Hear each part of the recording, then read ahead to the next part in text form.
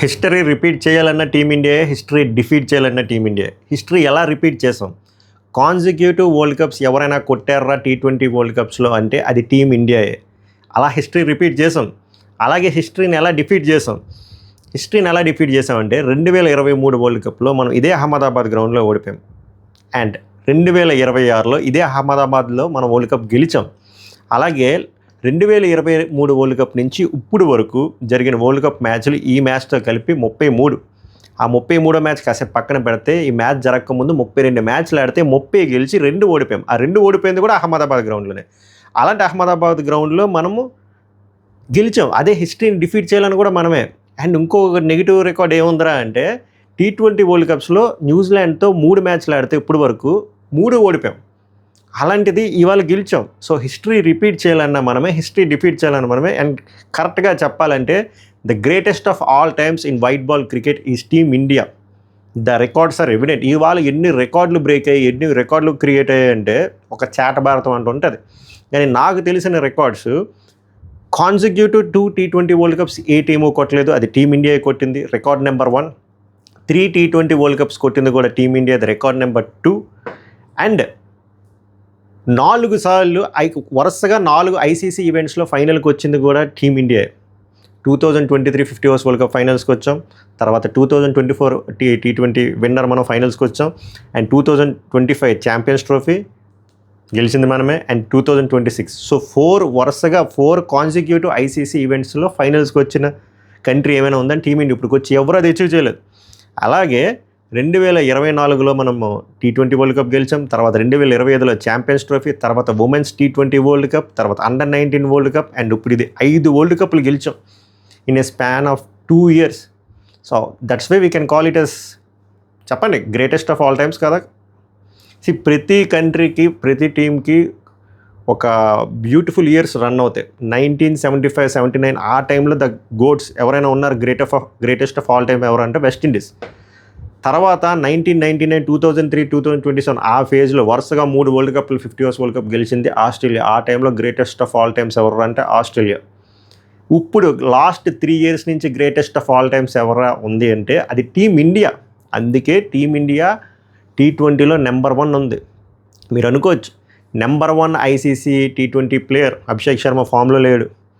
Number 1 T20 ICC bowler ఎవరు, వరుణ్ చక్రవర్తి ఫామ్లో లేడు. అయినా కూడా టీమిండియా ఎందుకు గెలిచిందిరా అంటే టీమిండియా ఒక ప్లేయర్ మీద డిపెండ్ అయ్యి లేదు. అందుకే టీమిండియా ఐసీసీ T20 ర్యాంకింగ్లో కూడా నెంబర్ 1 ఉంది. సో ఇలా రికార్డులు చూస్తే T20 వరల్డ్ కప్స్లో హయ్యెస్ట్ వికెట్ టేకర్స్ బుమ్రా 40, అది కూడా రికార్డే. అండ్ అభిషేక్ శర్మని తీసేయండి, స్లాగరు ఇది ఏదన్నారు, ఏమైంది? ఈ వరల్డ్ కప్లో ఫాస్టెస్ట్ 50 కొట్టింది అభిషేక్ శర్మ. అలా చాలా రికార్డ్స్ ఉన్నాయి. మాట్లాడుకుందాం, చాలా స్లో అండ్ స్టడీగా మాట్లాడుకుందాం. ఒక్కొక్క ప్లేయర్ గురించి మాట్లాడుకుందాం. ఎక్కువ టైం కన్జ్యూమ్ చేయను, బట్ కొంచెం ప్రశాంతంగా మాట్లాడుకుందాం. వీడియో కానీ మీ ఎమోషన్, ఈ విక్టరీని మీరు ఎలా చూస్తున్నారు, మీ ఎమోషన్ని లైక్ రూపంలో చూపించండి, హైప్స్ రూపంలో చూపించండి, సో దట్ వైడర్ ఆడియన్స్కి రీచ్ అవుతుంది. అలాగే కంటెంట్ నచ్చితే సబ్స్క్రైబ్ చేయండి. వెల్కమ్ టు పవన్ రా టాక్స్ అండ్ మేరా నామ్ పవన్ హే. So once again congratulations to team India. ఇది మన ప్రౌడ్ మూమెంట్. చాలా అరుదుగా వస్తాయి ఇలాంటివి, వెంటనే ఎప్పుడో కొన్ని దశాబ్దాలకు వస్తాయి. లాస్ట్ టైం 2024 వరల్డ్ కప్ గెలిచినప్పుడు మనం ఎంత రక్తం చిందించో మనకు తెలుసు. ఎందుకంటే 2007 తర్వాత 2024 17 లాంగ్ ఇయర్స్ తర్వాత 17 లాంగ్ ఇయర్స్ తర్వాత గెలిచాం. కానీ ఇప్పుడు మనకు అంత ఎమోషన్ రాకపోయినా ప్రౌడ్ మూమెంట్ ఉంది. మనం హోల్డ్ చేసుకున్నాం. ట్రోఫీని మనం ఎవరికి ఇవ్వలేము, మన దగ్గరే ఉంది. 3 సార్లు T20 వరల్డ్ కప్ గెలిచాం. That's an achievement. ఈ అచీవ్మెంట్లో ఇది ఒక్క ప్లేయర్ వల్ల జరిగింది కాదు, కంప్లీట్ టీమ్ గేమ్. 1 by 1 మాట్లాడుకుందాం. 1 by 1 ఫస్ట్ సంజు శాంసన్ గురించి మాట్లాడదాం.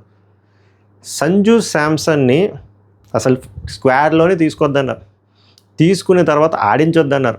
తర్వాత అభిషేక్ శర్మ అట్రఫ్లాప్ అయిపోయిన తర్వాత రింకు సింగ్ కొన్ని పర్సనల్ ఎమర్జెన్సీ రావడం వల్ల సంజు శాంసన్ వచ్చి, ఏంది బ్రో అది ఒకటే, మన క్వార్టర్ ఫైనల్ లేదు, అది వర్చువల్ క్వార్టర్ ఫైనల్, అక్కడ 97 runs. తర్వాత మొన్న సెమీఫైనల్స్ 89 runs, ఈరోజు finals 89 runs. 3 back to back valuable 50s కాదు, 3 కోహినూరు వజ్రాలు. సో నేను అందుకే చెప్పాను 97 runs కొట్టినప్పుడు, form is temporary, class is permanent. That is what we have witnessed from Sanju Samson. ఈ వరల్డ్ కప్ గెలిచిందిరా మన టీమిండియా గెలిచింది, అందులో ఆయన కాంట్రిబ్యూషన్ చాలా చాలా చాలా ఉంది. చేట అలా ఉంటుంది. చేట ఆడితే మీకేమనిపించింది? సో సంజు సామ్సన్ కాంట్రిబ్యూషన్ అది. ఈరోజు కూడా మనకేమనిపించిందంటే ఆ నీషం ఓవర్ వల్ల అర్రే మ్యాచ్ టఫ్ అవుతుందేమో, ఇంగ్లాండ్ లాగే అవుతుందేమో చేజు ఇది అనుకున్నాం. యాక్చువల్గా వాళ్ళు ముగ్గురు అంత భయంకరంగా ఆడడం వల్ల మళ్ళీ అనిపించింది. కానీ ఆ pitch black soil and red soil, అందులో రెడ్ సాయిల్ 65%, బ్లాక్ సాయిల్ 35%. ఇది 200 పిచ్. సో 200 మీద ఒక 210 అలా ఉంటే బాగుంటుంది పార్ స్కోర్ అనుకున్నాం. కానీ వీళ్ళు బ్రూటల్ ఇన్నింగ్స్ వల్ల 250 వచ్చినా మనకు తక్కువ అనిపించింది. మీరు చూశారు కదా వాళ్ళు ఎంత స్ట్రగుల్ అయ్యారు New Zealand. Okay, so coming back to next player Abhishek Sharma. Abhishek శర్మని ఎలా అన్నారంటే Abhishek Sharma is a slogger. అంత పెద్ద మాట అన్నారు. చాలా చాలా క్రిటిసైజ్ చేసి అసలు ఫైనల్ లెవెల్లో ఉండకూడదు, రింకు సింగ్ని ఆడించండి, ఎవరిని ఆడించండి అన్నారు. కట్ చేస్తే ఏమైంది? నేను ఆల్రెడీ చెప్పాను, అభిషేక్ శర్మ 25 ఏళ్ళు కుర్రాడు, ఫస్ట్ టైం ఒక వరల్డ్ కప్ ఆడుతున్నాడు. సో ఆ ప్రెషర్ ఉంటుంది. మనం we need to back our young players అన్న. ఏమైంది? 18 బాల్స్లో 50 కొట్టాడు. అది ఎంత ఇంపార్టెంట్ నాక్ అంటే అభిషేక్ శర్మ ఇన్నింగ్స్ వల్లే ఆ పుష్ వచ్చింది మనకి 250కి. అభిషేక్ శర్మ మూమెంటం స్టార్ట్ చేశాడు. 18 balls 50, fastest 50 in this world cup. That is why Abhishek Sharma is still ICC T20లో number 1 player. So he did his contribution. ఈ 50 చాలు. అదే అభిషేక్ శర్మను బ్యాక్ చేయడానికి రీజన్. ఒకవేళ అభిషేక్ శర్మ రోజు వస్తే ఆ రోజు శివతాండమే. అదే జరిగింది.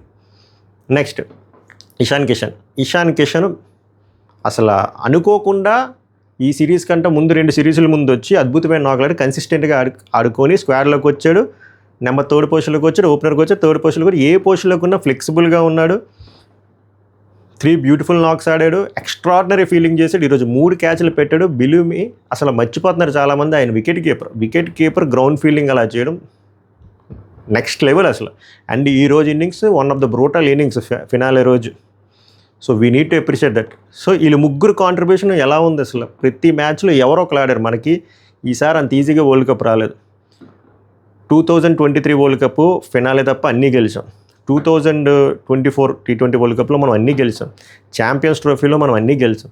కానీ ఇక్కడ అలా కాదు. సౌత్ ఆఫ్రికా మీద ఓడిపోయాం, యూఎస్ఏతో ఓడిపోవాల్సి వచ్చింది, అండ్ వెస్టిండీస్తో టైట్ మ్యాచ్ అయింది, అండ్ మన ఇంగ్లాండ్ మీద టైట్ మ్యాచ్ అయింది. రోలర్ కోస్టర్ రైడర్ లాగా చాలా జరిగి చాలా నేర్చుకున్న అప్స్ అండ్ డౌన్స్ ఉన్నాయి. యాక్చువల్గా సౌత్ ఆఫ్రికా మీద ఓడిపోవడమే చాలా మంచిదైంది. ఎందుకంటే మనం ఎక్కడ వల్నరబుల్గా ఉన్నాం, ఏంటి మన వీక్నెస్లు, ఏంటి మన స్ట్రెంత్లు, అవన్నీ మనం ఒకసారి కూర్చొని అనలైజ్ చేసుకొని అది కరెక్ట్ చేసుకొని అలా మనము స్ట్రెంథన్ చేసుకొని రావడం వల్ల మనం ఈరోజు కప్పు కొట్టాం. అంత ఈజీగా ఏం రాలేదు. ఫైనల్స్ రోజు ఈజీగా ఇప్పుడు గెలిచామనిపిస్తుంది, కానీ ముందు చాలా చాలా కష్టపడుతూ అప్స్ అండ్ డౌన్స్ చూసుకుంటూ వచ్చాం. అందులో ప్రతి ప్లేయరు కీలకమైన రోల్ ప్లే చేశారు. నెక్స్ట్ సూర్యకుమార్ యాదవ్ సరిగ్గా ఆడలేదు, ఏం ఆడలేదు అంటారు. సూర్యకుమార్ యాదవ్ ఫస్ట్ మ్యాచ్ గెలిపించింది సూర్యకుమార్ యాదవ్. ఆ 84 runs కొట్టకపోతే 70 for 6 subject to the correction ఆ మ్యాచ్ ఓడిపోదు. ఆ మ్యాచ్ ఓడిపోయి ఉండుంటే యూఎస్ఏకి 2 wins వస్తాయి, 3 wins వస్తాయి. అప్పుడు పాకిస్తాన్ మీద ఇండియా గెలిచినా కూడా ఏమవుతుందో మనకు తెలియదు కదా. అలాగే జింబాబ్వే మీద 11 balls 33 runs కొట్టాడు. More than that he's a కెప్టెన్కి 10 రెట్లు ప్రెజర్ ఉంటుంది ఒక సింగిల్ ప్లేయర్తో పోలిస్తే. సో కామ్ అండ్ కంపోజ్డ్ ఆ ఫీల్డ్ సెట్టింగ్ కానీ బౌలింగ్ చేంజ్ కానీ తను తీసుకున్న కీలకమైన డెసిషన్ల వల్లే మనం విన్ అవ్వడానికి one of the reasons. So we need to appreciate Suryakumar's captaincy and in his beautiful innings. Next Hardik Pandya.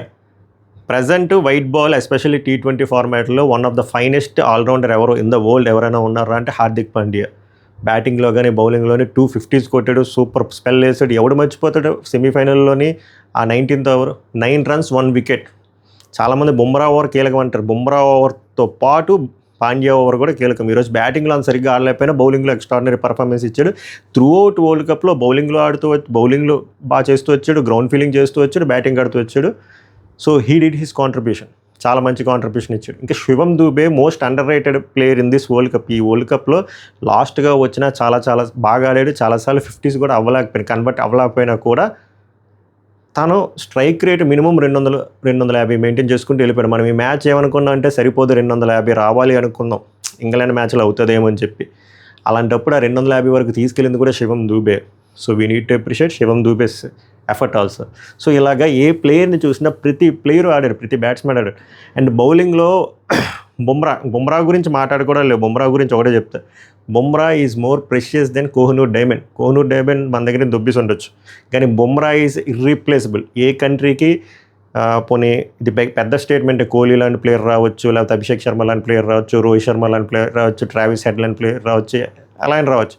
Bumrah లాంటి ప్లేయర్ మాత్రం రారు. అది ఓన్లీ టీమిండియాకి ఉన్న అదృష్టం అది. సో మనం చాలా జాగ్రత్తగా ప్రొటెక్ట్ చేసుకోవాలి, ఎందుకంటే 2027 వరల్డ్ కప్ ఇస్ దేర్.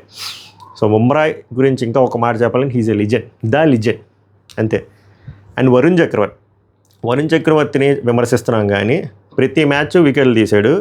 ఇండియాకి హైయెస్ట్ వికెట్ టేకర్ ఈ వరల్డ్ కప్లో వరుణ్ చక్రవర్తి, 14 వికెట్లు.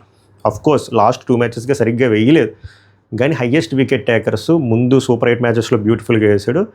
అందుకే కదా T20 ఫార్మాట్లో నెంబర్ 1 బౌలర్ అయ్యాడు. ఈరోజు కూడా బాగా వేసాడు. Next Axar Patel, Bapu our vice captain. ఎవడు మర్చిపోతాడు సెమీఫైనల్స్లో ఆ గ్రౌండ్ ఫీల్డింగ్ కానీ, ఆ క్యాచింగ్ కానీ. అక్షర్ పటేల్ ఒక 3D player, the best fielder, best batsmen, best bowler. ఎలాంటి టైంలో ఎస్పెషల్లీ పవర్ ప్లేస్లో he's the beautiful bowler. And ఈరోజు కూడా అలాగే మనకి బ్రేక్స్ ఇచ్చాడు. సో అక్షర్ పటేల్ ఎంత కాంట్రిబ్యూషన్ ఇచ్చాడో మీరు చూసారు మొత్తం త్రూ అవుట్ ద టోర్నమెంట్. ఎక్కడ కావాలో అక్కడ వికెట్ తీసాడు, ఎక్కడ కొట్టాలో అక్కడ కొట్టాడు. ఒక్కసారి మనం తప్పు పని చేసి అక్షర్ పటేల్ తీసుకెళ్ళి వాషింగ్టన్ సుందర్ని తీసుకురావడం కూడా మంచిదే. అప్పుడే మనకు అక్షర్ పటేల్ వాల్యూ తెలిసి వచ్చింది. సో ఇంకోసారి ఆ పని చేయలేదు. అలాగే ఇంకెవరైనా మంచి మన హర్షదీప్ సింగ్ కూడా 9 వికెట్లు 10 వికెట్లు తీసాడు, అవేం తక్కువ కాదు. అండ్ హర్షదీప్ సింగే మన T20 ఫార్మాట్లో హైయెస్ట్ వికెట్ టేకర్ ఫర్ ఇండియాకి. So we need to appreciate Arshdeep's performance also. So ఇలా చూసుకుంటే అలా రింకు సింగ్ ఆడిన మ్యాచ్లు తక్కువైనా రింకు సింగ్ వర్చువల్గా ఇచ్చారు పర్ఫార్మెన్స్. అంటే గ్రౌండ్లోని సబ్స్టిట్యూట్గా వచ్చి ఓవరాల్ టోర్నమెంట్లో ఒక 100 రన్లు ఓ 70-80 రన్లైనా సేవ్ చేసి ఉంటాడు. సో అలా ఏ ప్లేయర్ గురించి మాట్లాడకుండా ప్రతి ప్లేయర్ పర్ఫామ్ చేసుకుంటూ వచ్చాడు, right from Abhishek Sharma to Rinku Singh. And Siraj కూడా తనకు వచ్చిన ఛాన్సెస్ బ్యూటిఫుల్గా ఆడాడు. యూఎస్ఏ మీద కూడా అద్భుతమైన పర్ఫార్మెన్స్ చేశాడు. సో ఇది గెలిచింది టీమిండియా అంటే ఒకరి వల్ల ఇద్దరి వల్ల కాదు, టీం పర్ఫార్మెన్స్ వల్ల టీమిండియా గెలిచింది. అలా టీం పర్ఫార్మెన్స్ వల్ల గెలిచిన టీమే ఒక iconic team, the GOAT team అంటారు. That is why we are the number 1 position in T20.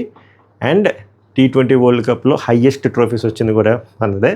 And ఇంకొక్కటే మిగిలింది, ఒక్కటే తగ్గింది పుష్ప. ఆ ఒకటి ఏంద్రా అంటే నెక్స్ట్ 2027 వరల్డ్ కప్ గెలిచేస్తే ఆ సైకిల్ కంప్లీట్ అయిపోతుంది. మనకు అదొకటి బ్యాలెన్స్ ఉంది, 50 years వరల్డ్ కప్. అదొక్కటి గెలిస్తే అప్పుడు ఆస్ట్రేలియాకి దగ్గరలోకి వెళ్తాం.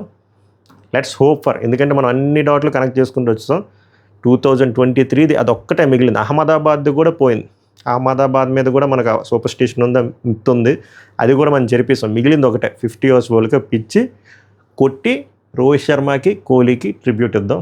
So this is my view point from my side. మీకేమనిపించింది ఈ వరల్డ్ కప్లో? మీకు ది బెస్ట్ మూమెంట్ ఏంటి? ఏ మ్యాచ్ మీకు బెస్ట్ మూమెంట్ అనిపించింది? అకార్డింగ్ టు యూ ఎవరి వల్ల, ఎవరి కాంట్రిబ్యూషన్ వల్ల ఎక్కువ?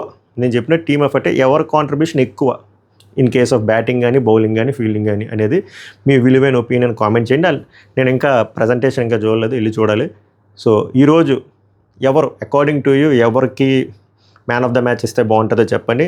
In my point of view Sanju శాంసన్కి ఇస్తే బాగుంటుంది, బట్ ఐ డోంట్ నో ఎవరికి ఇచ్చారో. ప్లేయర్ ఆఫ్ ద టోర్నమెంట్ ఎవరికి ఇస్తే బాగుంటుంది అది కూడా నన్ను అడిగితే Sanju Samson top 3 scorer. But still Sanju Samson deserves, ఎందుకంటే ఆ 3 నాకులు ఏదైనా ఉన్నాయో హిస్టరీ గుర్తుండిపోతుంది. ఒక 10 ఏళ్ళు 20 ఏళ్ళ తర్వాత కూడా సంజు శాంసన్ తాలూకు ఆ 3 నాకులు మాట్లాడుకుంటూ ఉంటారు. ఆ 3 నాకుల వల్ల ఇండియా ఎక్కడి నుంచి ఎక్కడికి సౌత్ ఆఫ్రికా మీద ఓడిపోయినప్పుడు చాలా మీడియాలు అదర్ కంట్రీస్లోనే ఎస్పెషల్ పాకిస్తాన్ మీడియా రైటప్ చేస్తారు మళ్ళీ ఇండియా లేదు సెమీస్ కూడా వెళ్ళరని. What happen? That is why team India is GOAT. So మీ విలువైన ఒపీనియన్ కామెంట్ చేయండి. అకార్డింగ్ టు యూ ఈ వరల్డ్ కప్లో బెస్ట్ మూమెంట్ ఏంటి? మీ బెస్ట్ బ్యాట్స్మెన్ ఎవరు, బెస్ట్ బౌలర్ ఎవరు, బెస్ట్ ఫీల్డర్ ఎవరు అనేది కామెంట్ చేయండి. మళ్ళీ నెక్స్ట్ వీడియోలో వెళ్దాం. Thank you so much. ధన్యవాదాలు.